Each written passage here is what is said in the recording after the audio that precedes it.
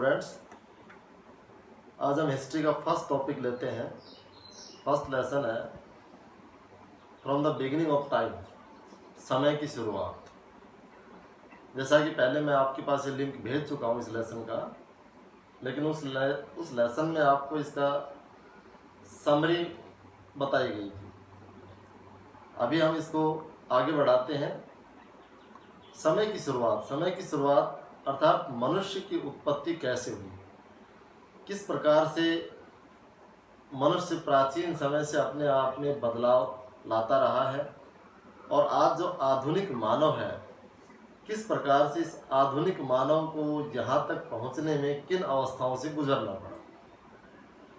तो सबसे पहले मनुष्य जिस अवस्था में था, जिसे हम कहते हैं प्राइमेट्स जो स्तनधारी जितने भी जीव हैं, अर्थात जो अपने बच्चों को दूध पिलाते हैं, गर्भ में बच्चा पलता है, उन सब को स्तनपायी जीव अर्थात प्राइमेट कहते हैं, जिनकी उत्पत्ति ऐसा माना जाता है आज से लगभग 340 से 240 लाख वर्ष पूर्व हुई। प्राइमेट्स से उत्पत्ति हुई होमोनाइड्स की। होमोनाइड्स ये भी नाम दिया गया है, उन एक जीव को नाम दिया गया है जो कुछ मनुष्य से मिलता जुलता जीव है।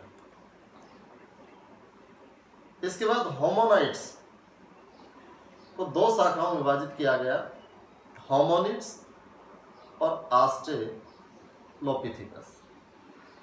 ये लगभग 64 लाख वर्ष पहले ये जीव उत्पन्न हुआ, जिसका कुछ हिस्सा मनुष्य से मिलता जुलता पाया।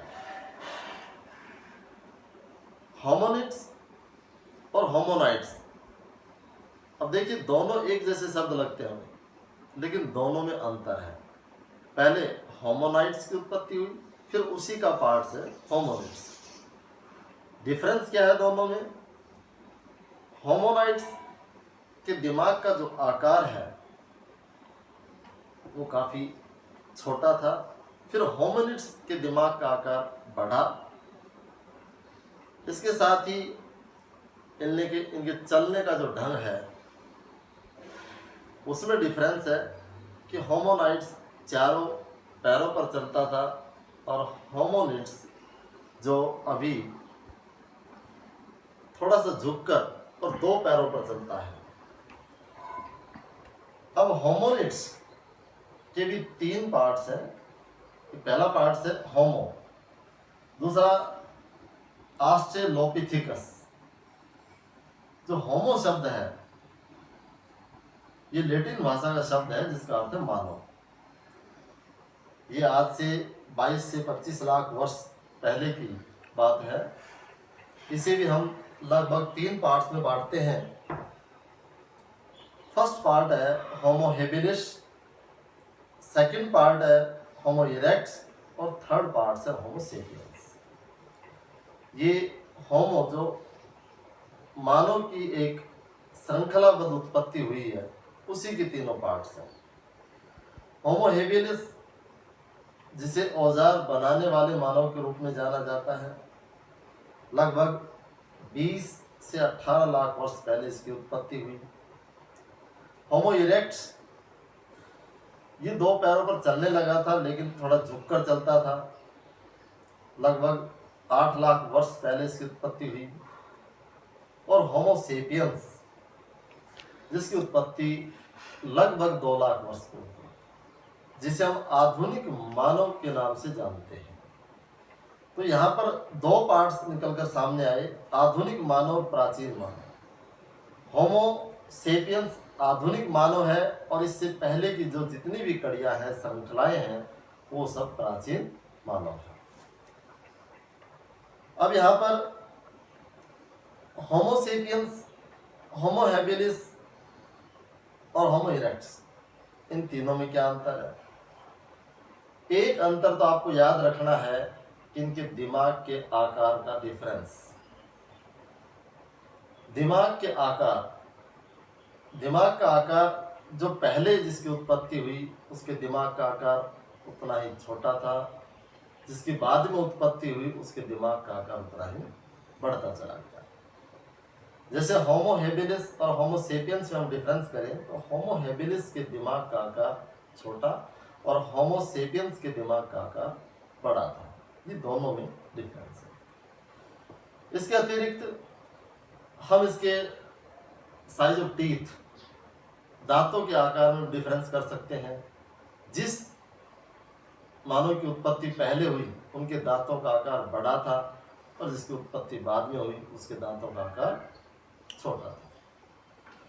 इसके बाद आता है फ्लेक्सिबिलिटी में भी डिफरेंस कर सकते हैं हम, कि जैसे जैसे मानव अपने आप में श्रृंखलाबद्ध, उसके क्रियाकलाप में अंतर आता गया, उसकी एक्टिविटीज में अंतर आता गया, वैसे वैसे उसके शरीर की फ्लेक्सिबिलिटी में भी अंतर आता गया।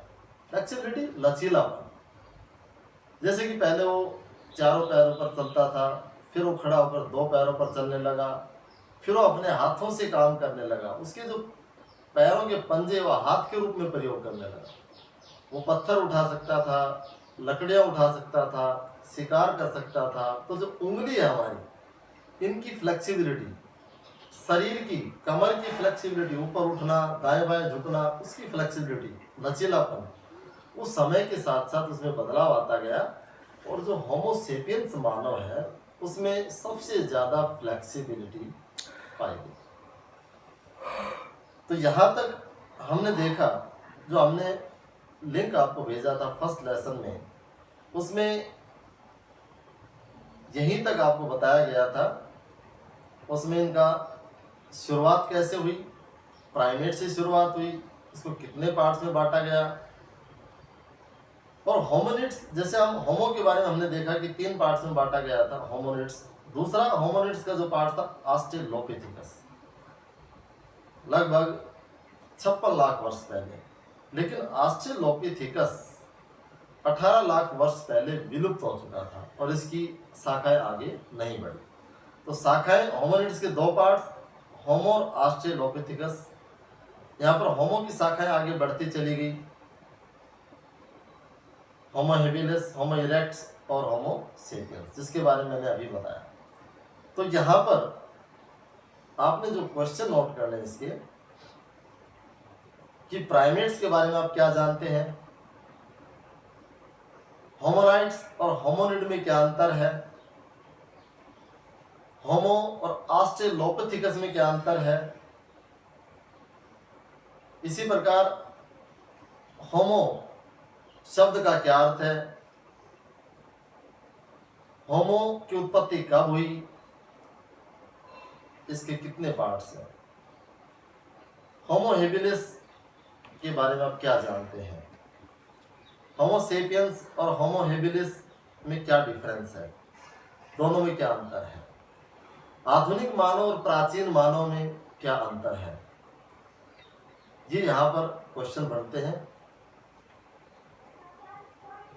अपनी बुक अपने साथ रखो और अपनी बुक्स में से जो अभी आपको बताया गया है, उसमें से बुक्स में से इनकी डेफिनेशन और साथ साथ जो डिफरेंस, जो अंतर जो इनमें बताया गया है, वो क्वेश्चन आपने अपनी फेयर नोट में करना है। Thank you.